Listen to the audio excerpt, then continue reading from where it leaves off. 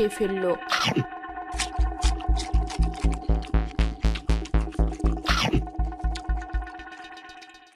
কতদিন পর মানুষের হাড় চিবোলাম, মাছও খাওয়া হলো আর মানুষের হাড়ও চাবানো হলো।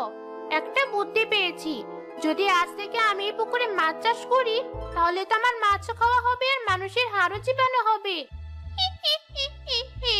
আমার মাথায় কত বুদ্ধি!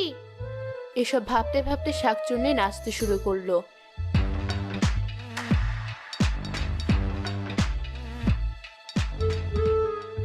এরপর থেকে সে সত্যি সত্যি পুকুরে মাছ চাষ করতে শুরু করলো।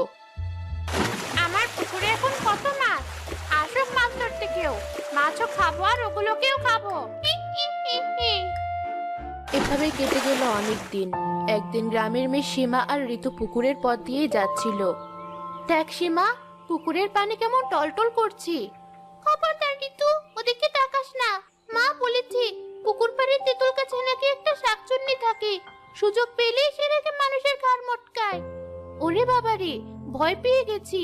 হা হা হা হা। সবকিছু তুই একে করবি না তো ঋতু, মা যা বলেছে তাই তোকে বললাম। আরে রাগ করছিস কেন? আমি তো মজা করলাম।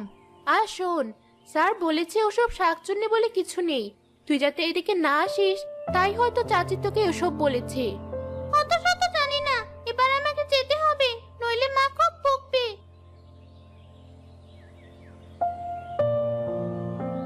কি এমন বললাম যাতে এত রেগে গেল?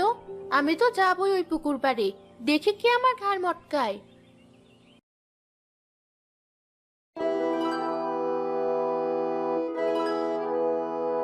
এ কি, সকাল সকাল মানুষের গন্ধ পাচ্ছে মনে হচ্ছে, তাও আবার কচি হাড়।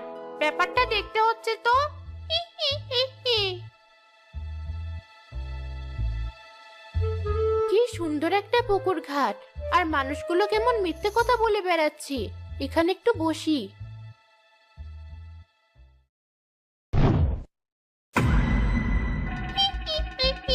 তা মামনি, মাছ খাবে বুঝি?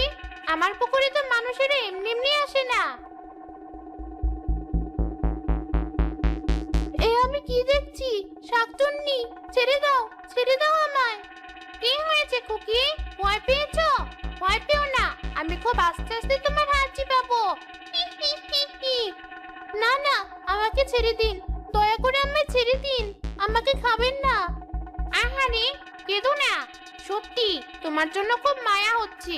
কি সুন্দর তোমার গায়ের রং, আর আমারটা দেখো কেমন সবুজ সবুজ। বেশ, তোমায় ছেড়ে দেব, তার বদলে আমায় কি দেবে?